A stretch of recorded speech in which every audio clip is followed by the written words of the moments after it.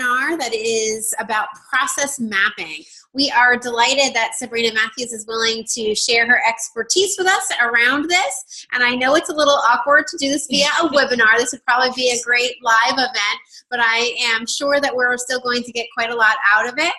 And as you're listening to the presentation, you want to think about how this might support your work at your colleges regarding guided pathways. There are so many different processes, and I'm sure Sabrina will talk some more about the varied uses of this, but be as, kind of open as you can be about how this can really support the work that you're doing and help gain some clarity about current processes and what you want those processes to look like so that you can make some changes as needed. So without further ado, I'll go ahead and turn it over to Sabrina. Sabrina, the floor is all yours. Hi, thank you so much, Christine, and thank you, Donna, for your support with the webinar as well. We're going to start off with a quick poll as everyone joins us here. Donna, if you could put that up for us. I'm just curious, for those of you that are on the webinar, how many of you have some familiarity with process mapping? So what is your level of familiarity? Have you used process mapping before? Have you perhaps heard of process mapping but not used it? Or is this all new to you?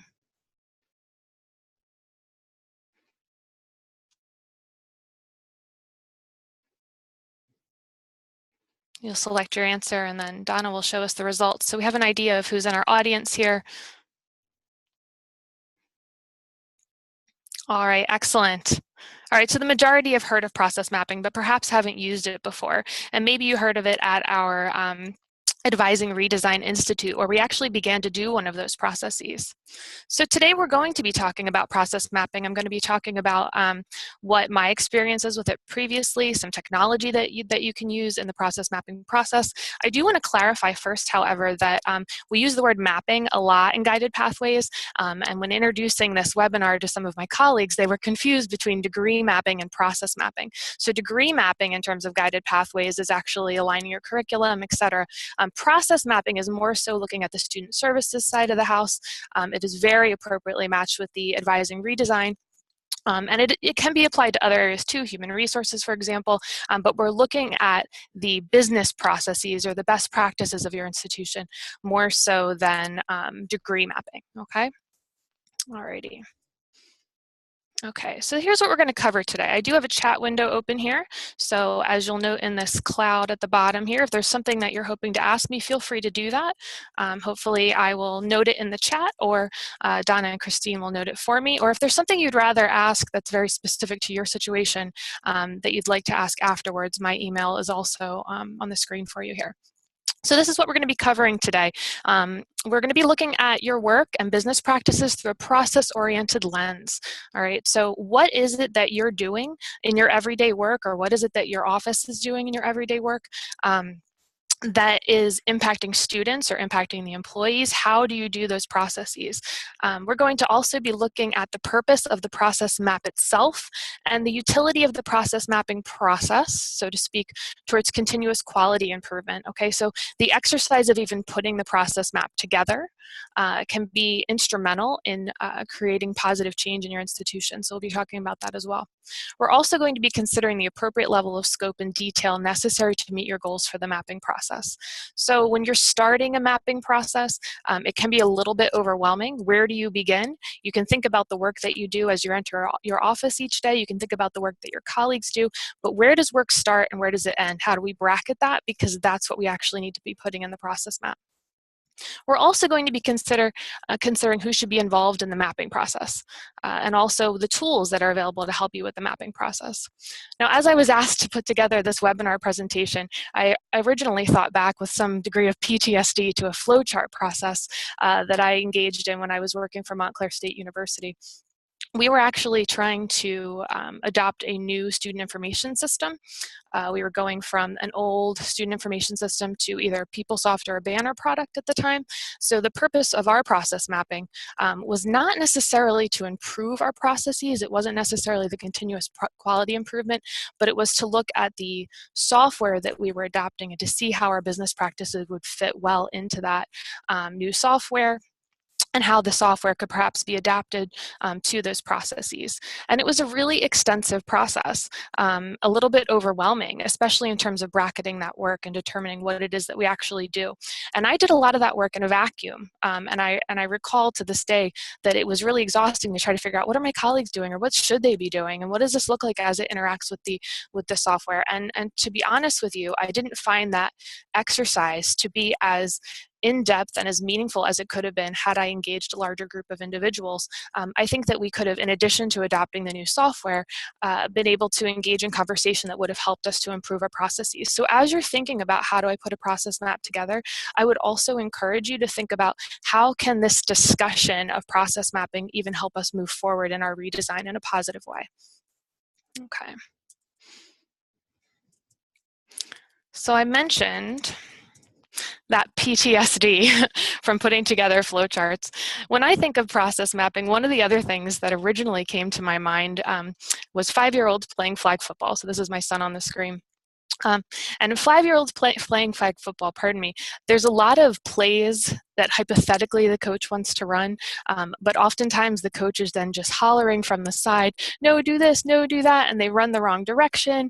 They score for the other team. Those of you that have watched children's sports have probably seen this happen. It's really 5-year-olds running amok.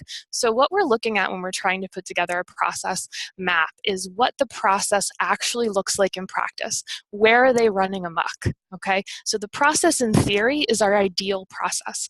That is the business practice that we ideally would like to have the students experience. When you're doing your first process map, what I would encourage you to do is look more so at how they're running amok. What is actually happening on the field? Okay.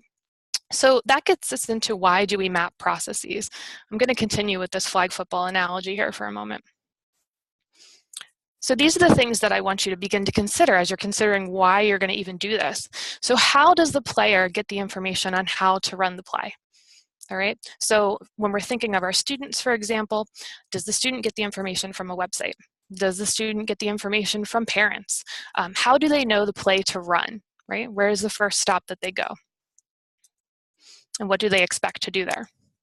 What happens when they actually get to where they're supposed to go, but then they have to readjust, okay? So how often are players running up, or our students in this case, running up against something that they think they're supposed to be doing, and then they actually get redirected to something else? There's a lot of exceptions to the rule. There's a lot of different offices students need to go to, all right? So how do they readjust?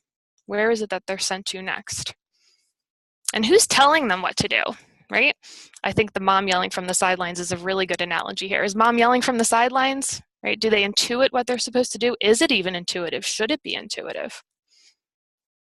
And what's the goal? How do students know what it is that they're trying to achieve? Okay, and that's part of the Guided Pathways initiative or movement overall, right? How do students know what the goal is? What is their goal? But as we're looking at our individual processes, our student services processes, I want you to also consider what is the ultimate goal for the students. If we're looking through the student's lens, if we're getting on the field and seeing it from the player's perspective, then we're going to have a good understanding of how to bracket these processes, where the starting point is and where the ending point is, because this is where the starting point and the ending point are for the students. All right, so what is the purpose of the process map as a thing and the mapping process as an activity? Well, generally the idea is that a process map helps us understand and improve a process. I understand I'm using that word a lot, but it's the case. It helps us understand our business practice. It also helps us to understand the interactions and relationships between people, units, and systems. You will find that even if you think you're working in a vacuum with one particular person in charge of one particular activity, that has impact on a lot of other individuals, especially when we're talking about students, because they constitute one of those other individuals, right? So when you're mapping a process, you begin to understand a little bit more about how those things interact together and what the relationships are. A process map also helps us identify duplication, inefficiencies, wasted efforts. It helps us with resource management, all right? And I understand it's a little bit scary to think about resource management, but it's not just in terms of money, it's also in terms of time. It's also in terms of how different offices interact with one another, and if those are in appropriate ways, or if they're inefficient ways. It helps us to identify broken processes, things that we want to fix. But again, we're starting with the process as is. We're starting with those 5-year-olds running amok, not what the ideal play is. And we also want to help individuals see how their work fits into the organization. And that's one of the functions of actually the process of mapping as a verb, is to see how individuals' work fits into the broader strategy or the broader vision of the institution or of your area. Okay. You'll see here in this graphic on the side, I think this is very interesting, the top reasons for broken processes. All right, so the top 10 reasons why processes are broken is usually because the process is not defined. So people don't know what it is that they're supposed to be doing. And you'll see that in a regular workday that might be the case. Or the process is not owned, or perhaps there's only ownership with one person, right? So not multiple people are not cross-trained, or they don't know what's supposed to be happening with that process. Or 3, the process is not understood, right?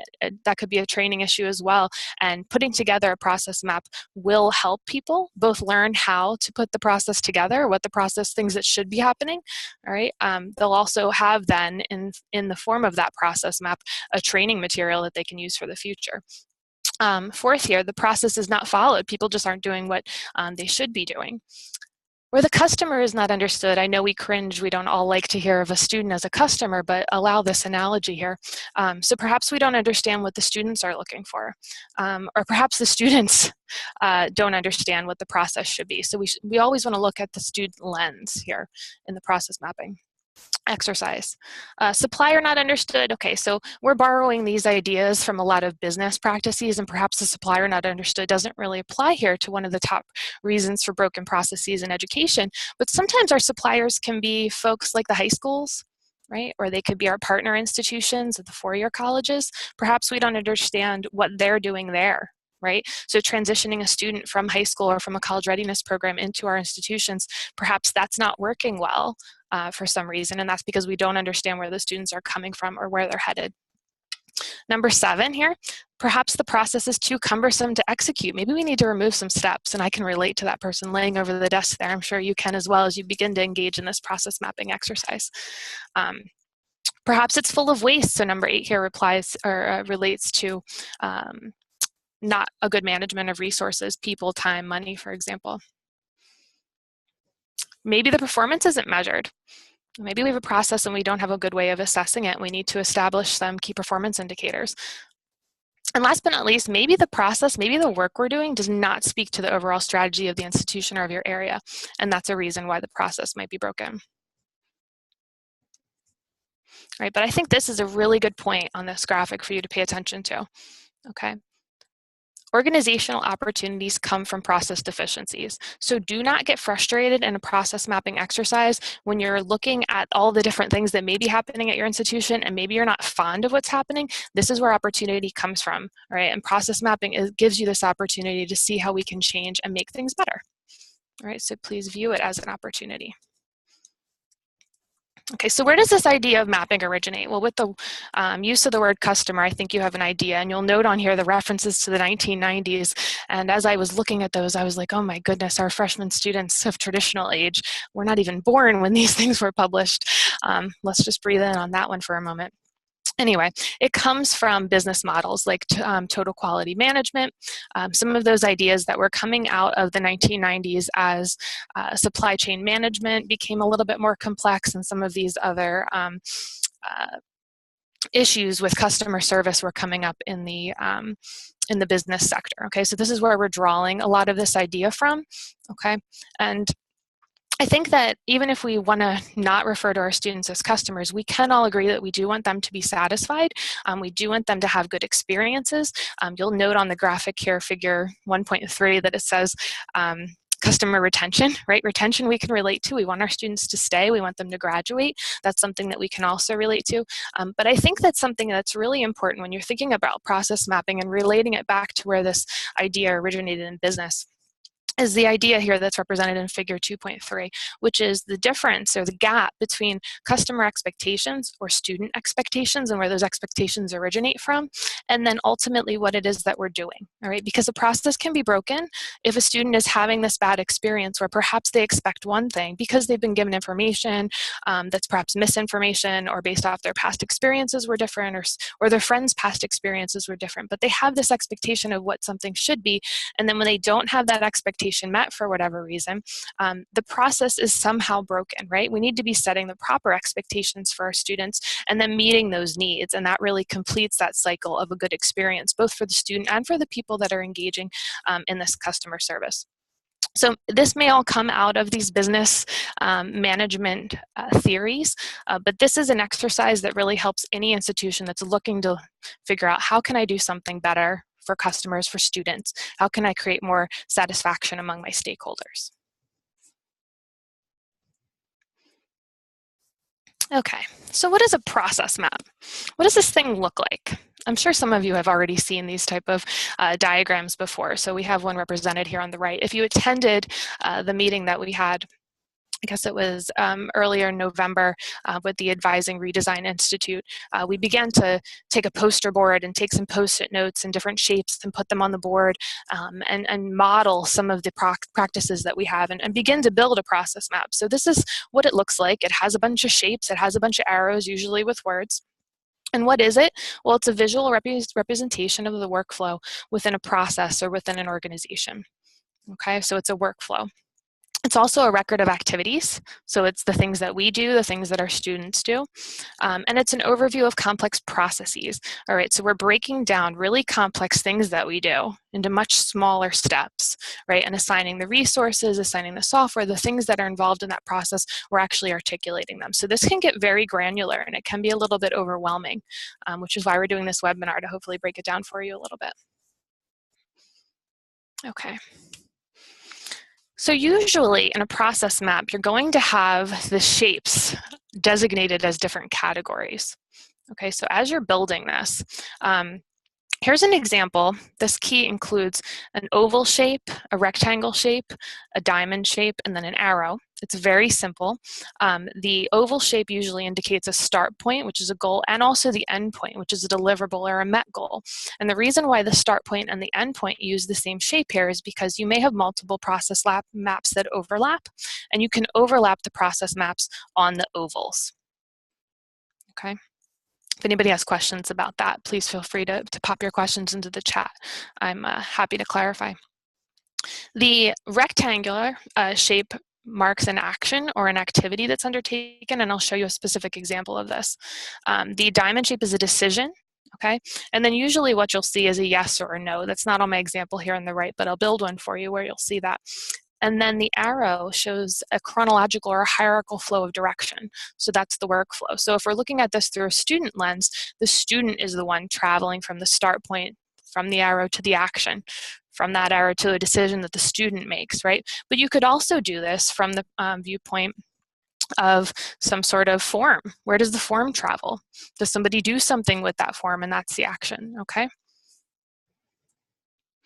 All right, here's some other examples of how categories might be designated by shape. The ones on this prior slide that I just showed you, they are actually paired with ones that are used in Microsoft Visio, which is the software system that I'm going to show you an example in. And they're already labeled as such within that software system. So those will look familiar. The ones here in example key 2, they were provided to us by the Achieving the Dream group at the Advising Redesign Institute. So those of you that attended that, these will look familiar to you. So they've designated student action and they've separated that from institution action. They also have technology and additional notes on here. So it depends on how you as an institution want to tackle this. I have here an example key 3, some, well, for the sake of discussion, points here as well. So break in the process, something that we do that they don't want them to do, but they're doing it anyway. A step that perhaps we're not really certain what's happening here. I'm not necessarily saying use these symbols, but you could have multiple symbols that your institution uses. The The key, though, is to make sure that everybody's using the same thing. Okay, so you want to have this sort of set up as you go into this process. Even if you have multiple work groups engaged in this exercise, you want to make sure that each of these work groups is using the same symbols as they go through, so that way you can overlay the different processes and get a better sense of how workflow is happening within your division overall. Okay, so this is a little overwhelming. The hierarchical process mapping conventions. Okay, so these are some things to keep in mind as you're building out a process map. And again, I'm going to show you some specific examples of this, so please don't be overwhelmed by this list. But this does exist in the literature that comes out of business models of engaging in process mapping. So what do you want to do? You want to select main processes when you're going to be engaging in this exercise. You want to select main processes that support the organization's mission. All right, so do you want to process map every little thing you do? I don't know. That's something for your group to decide. But you want to primarily look at those things that support the mission of your organization, whether that's on the office level, the division level, the college level, etc. Each of the top level processes should contain 2 or 3 work steps, or pardon me, 3 to 6 work steps. So work steps are those action boxes. Okay, if it contains more than that, it's possible, and this is what this author had to say about it, it's possible that those belong actually in an additional process map or an additional workflow step. Use boxes for work steps. Okay, so we've looked at that with the action. Use arrows to represent the process flow, right? So you want to make sure that the arrows are very clearly delineating the next step in a chronological process. You want to define the boundaries of the process, and that's why I like that first example that uses the oval as the start point and the end point, because those are the things that are bracketing what it is that you're doing in that process. The sequence can go from left to right. It can also go top down. In the example that I'll be showing you, we're going to go top down. You want to keep the drawings visually simple with all boxes the same size and the same distance apart. When I show you Microsoft Visio as a software that you can use for this process, I think that you'll like it because it sort of does that for you. Microsoft has a lot of rulers in it that help. Lower level maps. Okay, so this is when you're going to have multiple maps on top of each other. Lower level maps can show you the work steps that fall below in the next level of things that happen. You're going to see later on this list, we're talking about accounting sheets. I'll explain those further, but those also are on the lower level activities. You don't want to have to go to a 4th level of maps. I'm not sure why he offers that, but I think the implication is you're getting too granular if you have a 4th level of map. Number the work steps. So it does help when you're first putting together a process map to just outline what the steps are in a process before you put it into this graphic representation. Name the work steps with verb phrases. You'll see that in my example, right? So these are action steps. So you want to make sure that you're naming them as such. Maintain the same perspective of the main process throughout the map. So I had mentioned this, if you're going to be the student walking through this process, you want to maintain that student perspective. It can be very hard to do, especially if you're not a student. Thinking in the perspective of a student, what is that student's experience as they're going through this process, right? And those additional like sub maps or the accounting sheets that are included with the mapping process, those may indicate what happens behind the scenes, right? But you want to maintain that student perspective when you do your first process map. Or if you, for example, worked in human resources, you want to maintain that employee perspective. Who is your customer? You want to get in their brain and follow them through the process. The accounting sheets, all right, so accounting sheets are essentially the supporting processes to these main processes. I'm using that word a lot. I know you're exhausted with it already, but the accounting sheets look at, and I'll show you an example, they look at the details of what software is involved, what resources involved, which specific offices are involved in each step in these processes. Okay, so you're not necessarily going to include that level of detail on your original process map. You just want to look through the student lens. An accounting sheet that we refer to it as, or those lower level process maps, those are going to be the ones that support that main process, that student experience. All right, and this is an important one. Prepare a preliminary, as is process map first. As you go through this process, and this has been my experience more than once, you're going to want to edit your process. You're going to say, oh my word, you do what? Where? Let's not do it that way. Let's blow it up. Okay, excellent. But first we're going to start with the process map in the way that you're currently doing the process. Otherwise, this gets overwhelming. You want to start with the way that it is and then make edits and adjustments in the future. All right. You also want to verify the accuracy of the process map by talking to the employees that are involved in the process. All right. You want to make sure that those people that are involved are part of the committee that's working on this. Okay, so let's look at an example here. All right, so I have some handwritten notes. So I was thinking, okay, so let's put on my advising hat. I'm on a committee that is looking, or I'm looking to put together a committee that's going to look at process mapping for advising, right? So we're talking about advising redesign, student support redesign. What might that look like? How many things are involved in that? Oh my goodness, right? So I've begun to brainstorm some of the processes that are involved in academic advising. How do students attend a new student orientation? Or how do new students get information about registration?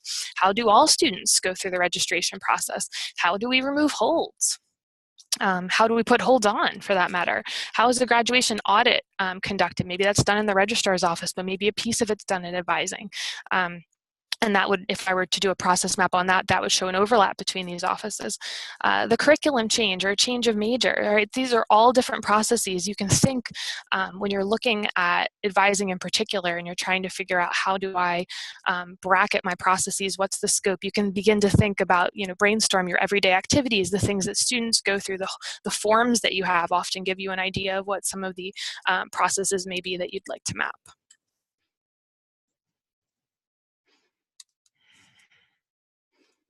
Okay.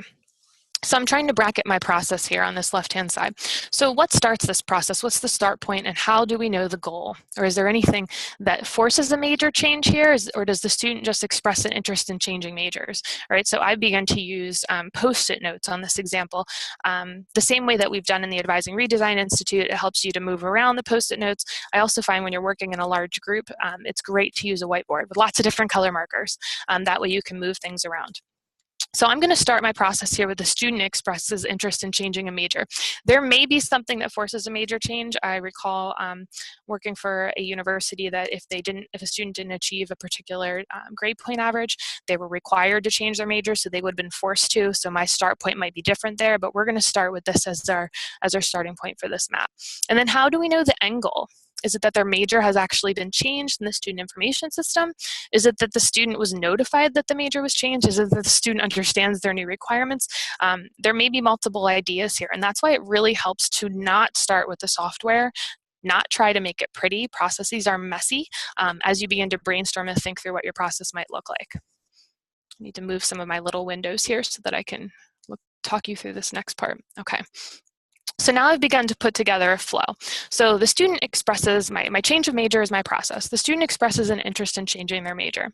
And what happens? The student makes an appointment with an advisor. Now I could put on an additional process sheet or an accounting sheet how the student goes about making their appointment with that advisor. Maybe they call the front desk. The front desk uses advisor track or something like that to put an appointment in. Maybe there's multiple ways. So there's processes that support the processes, which is exactly how this can get overwhelming. So think about when you're getting that granular, using some of those accounting sheets to put in some of those questions. What do accounting sheets look like? They don't have to look like anything in particular. You can just put in a parking lot of ideas for now. Okay. All right, so the student makes an appointment with an advisor. They discuss their goals and plan for completion with that degree. They discuss that with the advisor. Maybe they look at something in their degree audit system. I've plugged in, you'll see this little post-note, student understands their new requirements. So hopefully I'd considered that was maybe going to be one of my end goals when I first started mapping this process. But I'm like, you know what? They probably during their appointment with their advisor are going to understand the new requirements, or at least we hope they are. So that's no longer going to become my endpoint. That's something that's happening along the process as they make that decision. Now the decision, I sort of put my post-it note askew here to mark that, is the change of major confirmed? Does the student actually want to do it? Yes or no? Well, if they don't want to do it, then nothing further is required. And if they do want to do it, the major gets changed in the student information system. Again, there's supporting processes that happen there, right? Does that happen by the advisor themselves? Does the advisor fill out a form? Does the student fill out a form? Does that go to the registrar's office, for example? And then the student is notified of their major change. Perhaps if the advisor puts that directly in the system, the student knows on the spot. Perhaps you have some sort of email process, for example. All of those details can be added to this as you get more granular. Okay. So you'll see now I'm getting to the point with my brainstorming here on this process of perhaps putting this into a Microsoft Visio or some other sort of software system to build my process map. But I have a little bit more thinking to do. So I've decided where my process starts. I've decided possible ends. But I also have some additional questions here. And these are the things that I'm going to plug into those supporting processes. How do students know where to go to make that appointment with the advisor? What kind of software am I using? Are there other steps involved in some of these processes? Do they involve another office? Do they involve some form of software? How do some of these things happen? Okay, so you can get a lot more granular. You can do this in additional process maps, or you can do it in the accounting sheets. And I'll show you an example of that. Okay, so this can get a little bit overwhelming quite quickly, as I'm sure that you experienced as you've decided to undertake this process. Where do I start? Okay, so first what you want to do is differentiate between the main processes. This is to determine your scope. You want to differentiate between the main processes, right? Those are the things that support the core work of the institution or of the organization, right? Maybe it's your office, like the example of changing your major. And then you want to separate those from the support processes. How does that form actually get filed, for example? So what are some example of main processes? Well, the student recruitment process, the registration process, the enrollment process for concurrent high school students, for example. Support processes are then the specifics of how a certain form is input or filed or travels between offices, or maybe there's a person that travels between offices and does different things. Those are more so the background activities, the administrative activities that make that happen. That's why it's important to use that student lens or that stakeholder lens and maintain that throughout. Otherwise, the scope gets out of control. So what are some initial questions that you can ask yourself? Well, what event or activity causes a process to start? How do I know that my process has begun? How will I know that my process is complete? So you saw that I started with the start point and the end point, right? I bracketed it first. Otherwise, if you just kind of brainstorm, free flow, you're going to have a really difficult time determining your scope and keeping yourself and your group focused. You also want to consider in your initial brainstorming exercise, what are the major handoff points and to whom? Because you want to make sure that those individuals are included in your mapping process, right? So if I'm talking about enrollment and I'm looking just at registration and advising processes, maybe I've not included faculty advisors. Maybe they're part of that. Maybe I've not included financial aid and in terms of satisfactory academic progress and deadlines and things like that. Maybe financial aid individuals need to be included.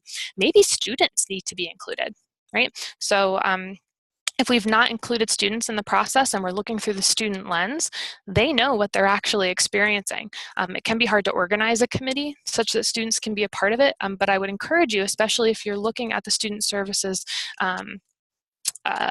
areas for your process mapping, I encourage you to include some students that have been around at your institution long enough to know their experiences with these processes. So, more than a semester, perhaps two, so that they can walk you through what their experience was or what they actually saw on that football field, right? Because if you're the coach designing the play, you're not necessarily on the field experiencing what that play looks like, okay?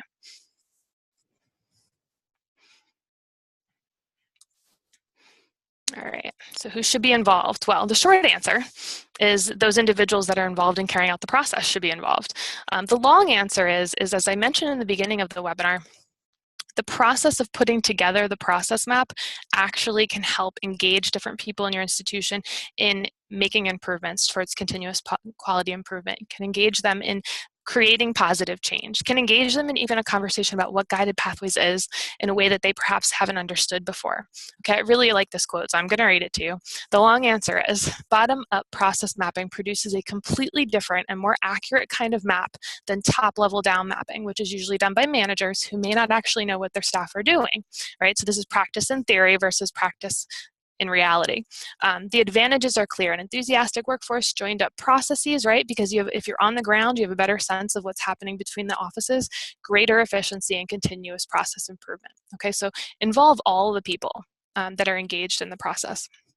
There's a benefit then to understanding how an individual work feeds into the overall goals of the institution. Even if you feel like you've involved somebody who's from the cashier's office, for example, and they may view their work as critical, right, because they're collecting money, but sort of ancillary to some of these advising type of conversations, right? When that individual is involved in these process mapping conversations and they're involved in a meaningful way because part of what they do relates to the map that you're putting together, then they see how they fit into this overall purpose, and that really helps everybody create a unified vision of their operations, right? And it all goes under this larger strategy or vision for a division. And people can see, wow, the little activity that I'm doing every day really joins up into this whole big process that impacts students in such and such way. And that can be a powerful experience for that employee to feel re-engaged.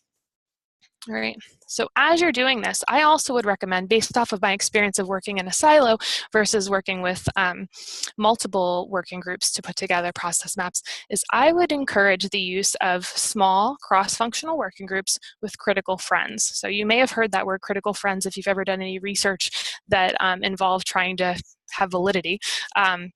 A critical friend is someone who's very familiar with the work that you're doing, but is perhaps a little bit detached from it. So you might want to have a couple people who go to multiple cross-functional working groups serve as critical friends. Now, what these people do is they don't necessarily build the process map itself.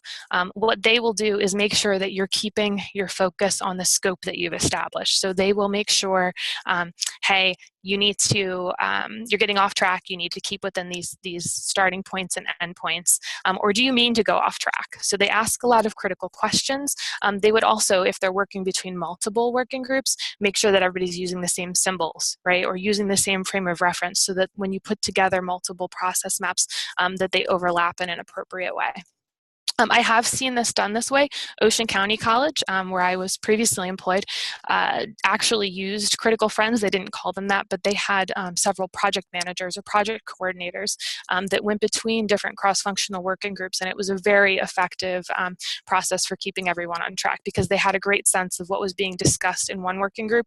So when another working group sort of traveled into that area, they knew that those working groups needed to get together, or perhaps that didn't belong over here and it only belonged over here, and they could help keep everyone on track and moving forward. Okay. All right, so there's a lot of mapping tools that are out there. This one particular blog really does a great job. Now, they're mapping consultants, so this is what they do, but they do a great job of comparing these different tools, including the licensing costs. So if you want to go out to this blog, you'll see what licensing costs for these software programs are, what their benefits are. There's multiple out there with cloud storage and real-time collaboration that's similar to Google Docs, et cetera. There's a lot of really exciting things. But I really think that the real-time collaboration is not as important as what you're doing in physical work groups together, right? So in terms of software for these purposes, I really like Microsoft Visio. It comes in a lot of your MS business suites anyway, so you may already have this at your institution, which is great because free is good, or not free, but something you already have, which is very good. So we're going to look at that together here. All right, so as I mentioned before, I don't advise that you start with MS Visio. I don't advise that you start with any software.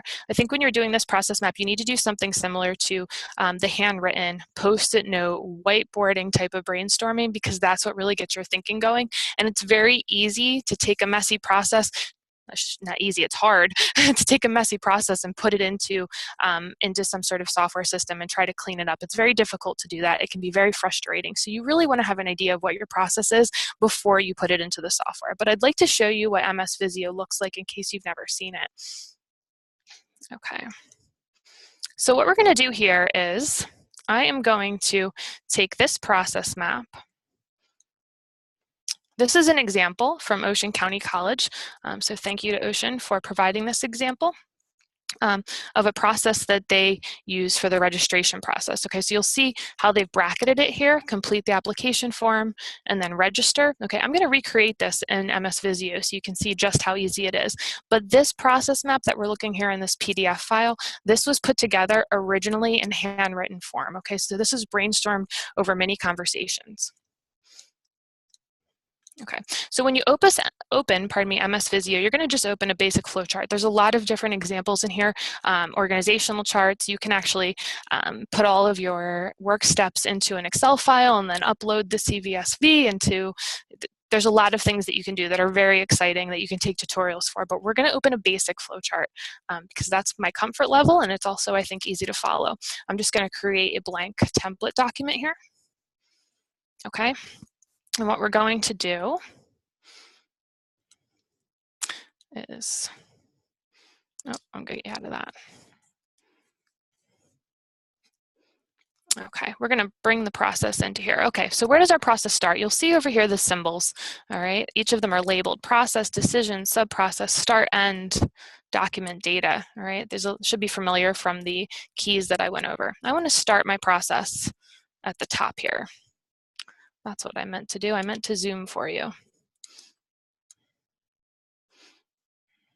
Okay, this is some live time demonstration here, so bear with me.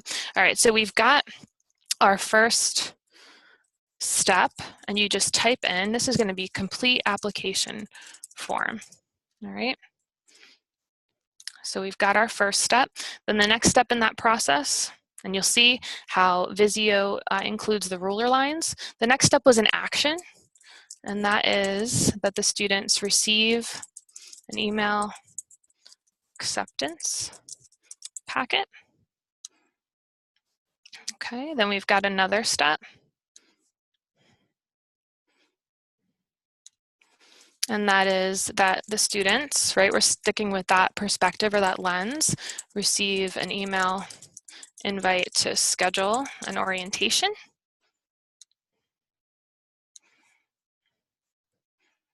And another step. What do? Well, hopefully they attend their orientation. Now they've got a decision, right? They need to decide if they're going to apply for financial aid. Decide if that's applicable to them.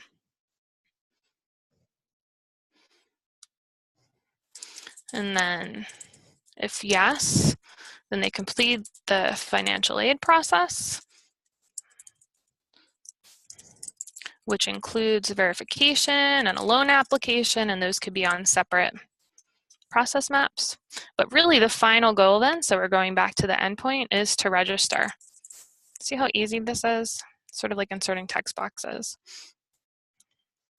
Okay, so I'm going to go back away on my view here a little bit. Now we want to create the flow.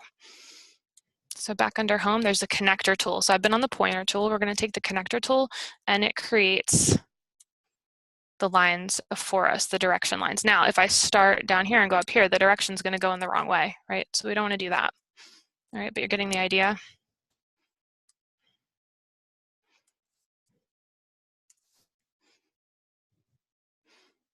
Okay. Now there's multiple ways to do this. This is just the simplest way. I'm going to insert some text because did they need to apply to financial aid? No.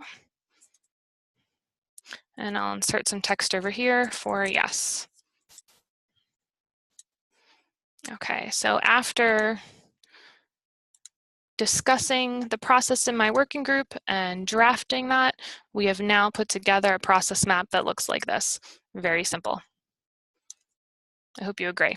So that is Visio after playing with it here for just a couple of moments. All right, I'm going to go back to my presentation now. Alrighty.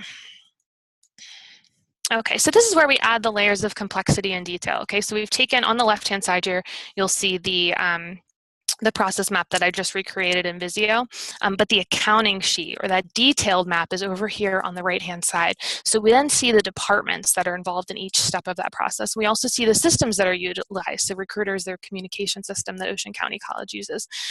Colleague is their student information system. Student planning, I believe a lot of you are familiar with. That's an Aleutian product, for example.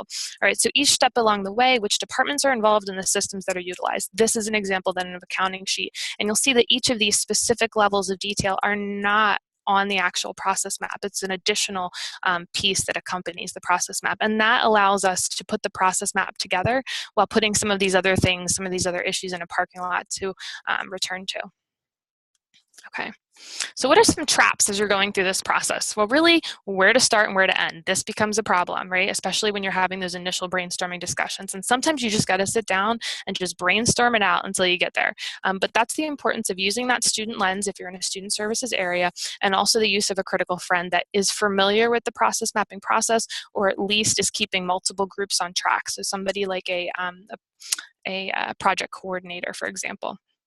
That can ask those critical questions. Another trap in the mapping process is editing those practices in the original process map drafts. You are going to want to change it as you go. You'll see some sort of inefficiency over here, but that's the idea. The idea in doing the process mapping exercise is to see some of those inefficiencies, but you want to put together your process map as the process or the business practice currently exists. As you come up with ideas for change, put them in a little parking lot. Right? Have a sheet where somebody notes them down. You'll come back to those when you go back to change your processes. Does that involve yet another mapping process? Probably, but that's great because then those become tools that you can use in training. Okay? And the last one is a little scarier. resistance, disinterest, the way we've always done it type of conversation, the fear of mapping yourself out of a job. So some people don't want to do the map because they don't want people to know what they do, or mostly because they want to take personal ownership of what it is that they do, and they don't want other people to know how to do that. I'm sure you've seen those sorts of things at your institution, but the good thing is that if you're engaged in the change, if you're engaged in that conversation, you are going to be the mapper. You're not going to be mapped. So these are some things that people face, and I encourage that use of that critical friend or the project coordinator to sort of be the bad guy at the table when you face some of these conversations in a working group. They can keep the project on track, especially if you're facing some resistance in that group. But also, it really helps to keep everyone involved, all the stakeholders that are involved in that process, include them in that discussion, okay? Because then they're going to know what's happening at the table and not be as suspicious about the whole mapping process in general. Okay. All right, so I wanted to leave a little bit of time for specific questions that you may have from your institution. It really is most helpful when you sit down and begin to brainstorm some of these things. You'll come up with your questions. So if you've already begun this process, I'm sure that, that you probably would have more questions than if you're just getting started. But I'd like to leave it open to some questions now. So what processes are you trying to map? Have you had any trouble as you have been getting started, or do you have a really great success that you can share? Like I mentioned before, I had worked for Ocean County College in the past, and they went through an excellent mapping exercise that led to the creation of their new one-stop shop model, and it was a really great experience for everyone involved. So what successes have you perhaps had?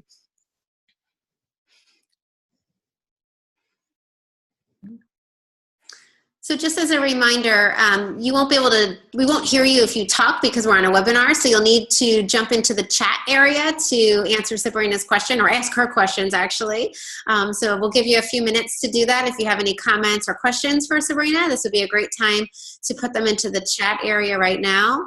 I actually had one for you, Sabrina, if you don't mind. Well, yeah, absolutely. Others jump in with some as well. Yeah. How long do you think the process takes? Like, what would you recommend to say a guided pathways committee that really wanted to sit down and look at one of the processes? Let's take advising, for instance. I know we started to talk a little bit about that at the Advising, Redesign Institute, and I'm encouraging, colleges to take a deeper look at what their current process is relating to advising now, so that they can get a better understanding of what they want to do to improve and enhance that process. Mm-hmm. But what would be your recommendation about, like, would they set aside, X number of hours, a number of different days to do it? If you could talk a little bit about that for expectations, I think that would be helpful. Yeah, I think that it's probably most reasonable to consider that it's going to take about a semester, would be my guess. I've seen it done much faster when it's not done in working groups. So if you have somebody in a management sort of position, similar to what I was undertaking at Montclair State, it can be done a lot in much more focused time, but you'll want to have multiple working groups, especially for the student services areas, discussing these things, and that process of discussing just takes more time. You also, there's a lot of thinking and processing, that word again, that happens between meetings that is really valuable. Somebody may go away from the table, you send them a draft of what you've done so far, and they're like, oh man, I'm doing this right now, and this is something that I missed that we didn't include, so coming back to it is really helpful. And also, if you have multiple working groups, sometimes you still have individuals that are involved in multiple processes, so they're going to need to attend multiple working groups in order to accomplish these things, and it can be a really large draw on their time. So because this is a lot of small meetings, I think it's reasonable to schedule 1 hour long meetings so you can have these type of valuable discussions and draft, have somebody that takes it back, puts it together in some sort of software form or some sort of outline so that you can come back and edit it, maybe in Google Docs, for example, and then come back to it. So I think over the course of a full semester is what it's going to take to actually go from your first brainstorming to actually getting something in this clean process map form. But that's great because then you can spend that next semester taking those things out of your parking lot, taking those things that you'd like to change and actually implementing them. And I did have an idea, especially relative to advising. I know that one of the hardest things is to determine, where do I get started? What working group should I create? And that can be something that'll stall you out early in the process. And as we were going through the Achieving the Dream document, if this looks familiar, if you can see my video feed in the corner, the page 21 of that, the Student Experience Discovery Inventory, that I think each of the colleges began to work on the 2 first columns of this.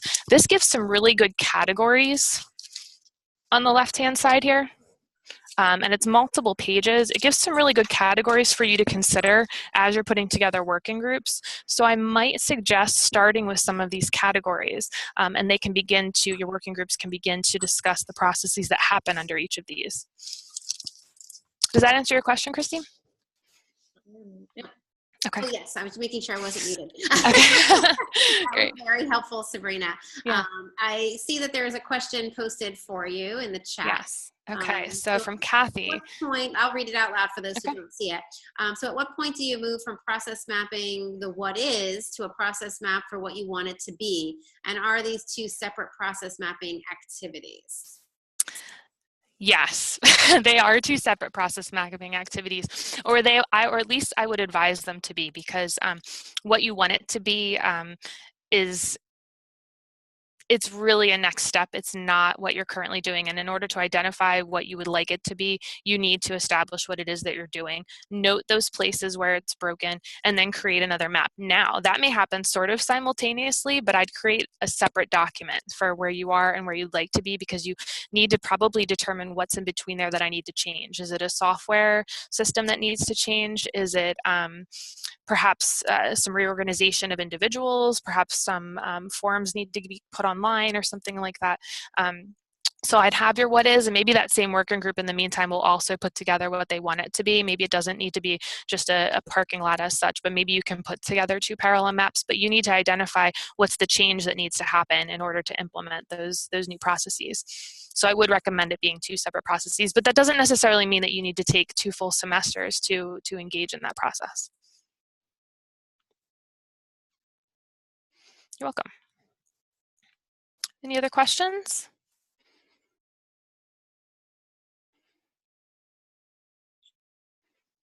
Okay, well, if there are no other questions, then I certainly want to take this opportunity to thank Sabrina for sharing her expertise with us. It was a very, very effective, very well done webinar. I think that is going to be useful to our Guided Pathways leaders as they work with their teams to really figure out, you know, what are our current processes. And as you mentioned, you need to understand what currently is before you can figure out what needs to be. And that's really why with the Advising Redesign Institute, part 1 was the first 2 columns, you know, what are you currently doing? And then part 2 is the what do you want it to look like? You know, what would the ideal? And then you have to figure out how do you get there. And I know many of you are very anxious and eager to get to work and try to change those processes, and we are all about that. We want to support that. But you do need to take a little bit of time to just pause and make sure that you fully understand what it is that you're trying to change and why. So I think that taking a deeper dive and looking at what you're currently doing can really be quite helpful. So certainly want to thank Sabrina for sharing her time and expertise and putting this webinar together for us. So thank you once again. Yeah, thank you for having me. Absolutely. Recording. And for my Guided Pathways leaders, we'll all stay on the line. We're going to actually promote you all, you know, to panelists. So if you're on the line,